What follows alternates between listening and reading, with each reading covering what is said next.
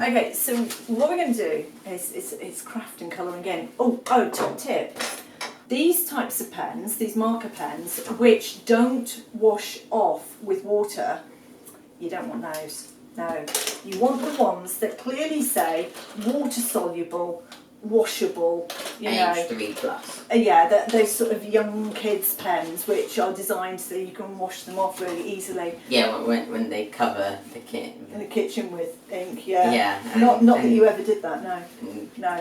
Okay, so simple activity to start us off. We're going to create a piece of filter paper which is nice and long and thin. Well, surely we need to turn it into a Mobius strip then. Well, you could do and then and then cut it along the Mobius, at the edge of the Mobius strip. Yeah, in the middle, and then you get like one twice. Yeah, we don't need that. Right, so we're going to... You've got a semicircle. Yeah, we have, and that's why we've got the ruler, because we're just going to basically cut ourselves a rectangle out of that. Okay, so... Rectangle. And that's why a big fat wide ruler actually helps. Okay, so we're going to cut that out. So we're cutting out the rectangle, and we're going to put a little bit of water, whilst the rectangle's been cut out there by the expert. I'm going to put a little bit of water up to about the first level in this jar, which formerly contained pickles. Something tasty. Pickled gherkins. Or pickled onions, one of the two. I think this was actually your favourite thin sliced sandwich. Oh, it was the thin sliced sandwich, but they're good then. Okay, so what we'll be doing is putting those over the top. To create a jar hat. A jar hat, yeah. There's a chance we might be able to get two out of this. So what we do is we want it to be as tall as the beaker that we've chosen, just enough to dip into the water at the bottom, and then enough to fold over at the top. Now you don't want to fold it over, have too much folded over at the top, so I'm going to cut away this excess. No, I've got you've got a small square of it. Right, so that's going to be pretty much where we have it. So we need to draw a line across at the bottom, and it needs to be at right angles to the piece of paper, filter paper, the rectangle filter paper. Did you want to draw it across? Okay, so holding the paper and the ruler at the same time it usually works, but yeah, when you've got a crocodile handle on your ruler, then that can actually be really useful. Right, so now that's where you're going to put the middle of your coloured dots. Now I suggest with a piece of paper this sort of size, so I will come over and show you what the measurements are, because I know that people often ask. So that's about 5 centimetres wide, that piece is. So with a piece about 5 centimetres wide, you probably can, the maximum number of dots that you want to fit on there really is 2. So choose your 2 favourite colours that you've got. You seem to have chosen 4. Well, pick 2 out of those. Maybe, okay, so you've got those 2. A purple and a brown. No, you've chosen a brown and a green. Yeah, a brown and a green, that sounds like a good option. Okay, so pop the dots and space them not right up against the edge. And make a thick, heavy dot, okay, in one space. So just hold the pen in the same space for a little while and let the filter paper draw the ink out of the pen. It's a great way for wearing out old felt tip pens that you no longer use. These ones I do though. Sad day. Okay, that's looking good. Right, okay, I think I can stop because that's looking good. So you've got the centre of the dot is right on the middle of that line. Okay, no. And we're going to go for the centre of the dots on them. So what do you reckon you do now? Stick it in the... Yeah, so it needs to be dangling in the water. So this is just basic ink chromatography that we're doing here. So magic. Ink chromatography. Your ink must be clear of the water when you put it in, so you might want to adjust where that's going to be. What? Test it at the side, because if you put it in and the water level comes anywhere near your ink will just wash off into the water. Right, okay, so straight away you can see that the water is rising up the filter paper, taking the ink with it. Yeah. Okay, now you need to put a stop clock on that as well. So, a wrist.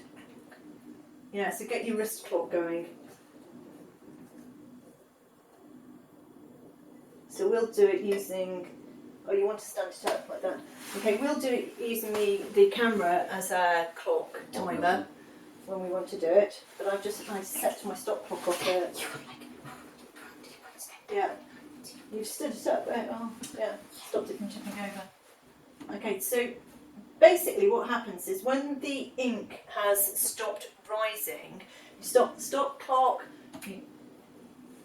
and you take everything out and leave it to dry. But before you leave it to dry, you mark a new pencil line on where the water has got to. So when the ink has stopped moving up the paper, the filter paper, you draw a line off to say where the ink has got to, and a line off to say where the water's green's got to. separating out into a blue. So just to make that clear, you're going to take The green's separating. you have to draw a line where the water level has got to. That's called your solvent front, okay? Your solvent front. And what we're going to do is we're going to calculate the relative movement of the ink compared to the movement of the solvent, okay? And that gives you your RF values. Yeah, but it's taken the blue and left the green. See? So that was a dark green, wasn't it, with lots of different colours mixed into it. You can see that it's separating out some yellows as well. The brown appears to be leaving some blues, I think, are coming out of it. Yeah. And you And definitely red, yeah.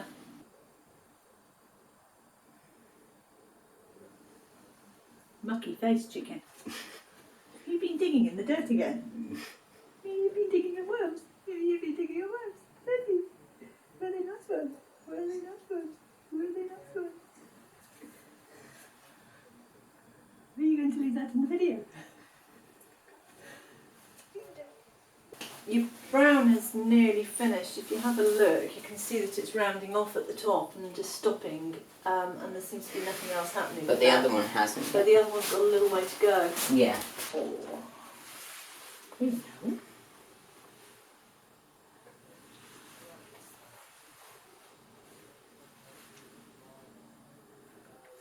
It's so quiet. Yeah, squirrel makes such a racket.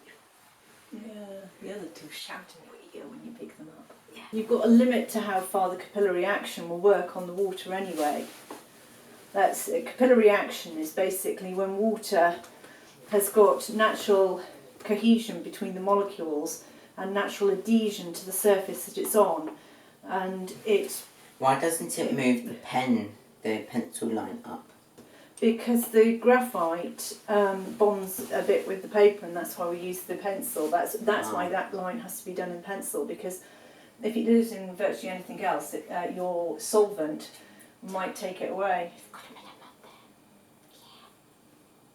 So yeah, you have to watch out, because your solvent might crawl your line, your baseline, up the paper, which is why you tend to use the graphite pencil, because graphite's relatively inert with most of the solvents that you're going to use on this. In other words, it doesn't react with them, and it doesn't dissolve in them and doesn't get taken up.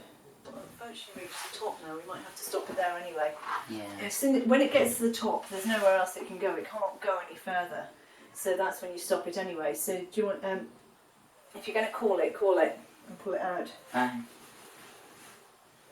Okay. So 11 minutes 48 seconds I make it. And it's starting to round off as you go. Yeah, it's starting to round off. That's where you have to call it. So now when you get it out, you want to draw a pencil line where the solvent has got to. So that's obviously you're going to sort of make sure it's right at the top of the solvent, which in this case is water. Of course, other solvents are available. So solvent-based pens that you might, felt tip pens that you might use, are. Do you want to peg it there so that it dries out? You probably need to not attach it. Yeah, you probably need to go around the corner like that. That's it. There we go. Right, and then we'll leave it to dry, and then we'll do the calculations. It's dry, is it? Okay, we'll unpack it then. Okay, so your solvent front's moved a bit further actually, so you can probably redraw your solvent front line to where it has moved to now. Yeah. Okay, so redraw your solvent front line. Okay, and then we're going to use centimetres and millimetres. Okay, so get your lab notes. Oh, dry. What we're going to do is we're going to measure the distance that the original ink spots moved from the original position. Okay, so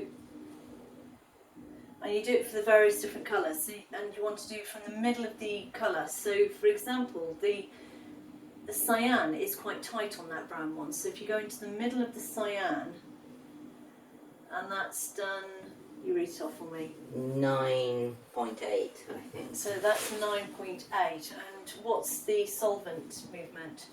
Solvent. The solvent distance is the distance to the pencil between the two pencil lines. 10. Point.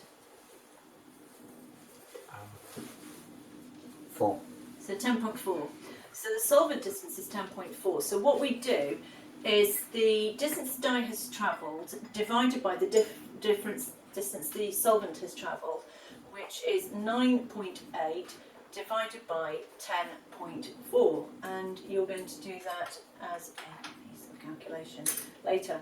Obviously, in the science exam, But when you're doing the blue ones moved. We'll do that one in a minute. Can I finish just what I was saying? No. Yeah. Obviously in the science practical, you will not be doing this without a calculator. If you're taking this as a written exam, you will have your calculator in the exam. So all of these can be done on the exam paper using the calculator. Okay, so you want to do the blue on the other one. That's a different ink blue, isn't it? It's got two. It's got a light blue, a dark blue, a brown, a green, and a yellow. So and that another olive green was very, very complex in the inks that it's got. So you've got it was just a dark green actually. There's dark green. Yeah. Okay, so it's had very complex colour. I can see an orange one there and a yellow here. Your blue doesn't seem to have finished travelling yet. This would have probably have worked even better if we'd had an even taller jar, or possibly, as you said, we could have done it as a Mobius strip, but you'd had it would been joined together with sellotape. That's the problem. And what do you mean? Oh yeah. Yeah. It would have been. You see. Oh yeah. So you would have, in order to make a piece of filter paper long enough, we'd have probably had to go a few centimetres long. You might have been able to do it in something like a very, very tall measuring cylinder, or if you've got an even taller jar than that, or anything tall and thin, really, like an olive jar. Oh, well, you could use a very narrow glass. Yeah. You know those tall glasses that you've got. You could use one of those.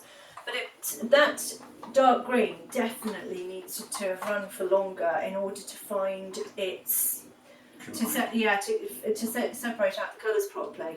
And I think the brown possibly could have run for longer and separated out the colours better. So I think we could try a rerun of this ourselves later, but with a taller glass. Yeah. And maybe you guys at home can learn from what we just did here and realise that, go for as tall a glass as possible, and certainly as much of that coffee filter paper as you can possibly do. And get some good ones, because greens apparently can end up with some quite nice colours, even if they just look like a straight green. Like that one just looked like a dark green, but it's got like two different blues, a yellow, a green. Something that looks like a pinky orange in it, yeah. Yeah. So you can have a lot of fun separating those out. You practice those calculations. The idea of practicing the calculations is you're going to have to do those in the exam possibly, so it's worth practicing them several times and doing a number of RF values for the inks that you separate out. So we're going to go back and try that again later, not in front of the video camera, because obviously it takes us longer when we do it in front of the video camera. And you guys learn from our experience and use very tall glasses and as very long a piece of paper as you can. And don't forget to like,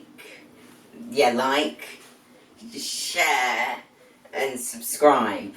Then we should have the next or previous video in this set of videos here. Or possibly here. Here or sometimes here. It might, if you're lucky, say. And then the opposite to that, we'll have a full playlist of all the chemistry videos. And then about the subscribers. So we'll see you later in our next video. Yeah, see you later. Bye.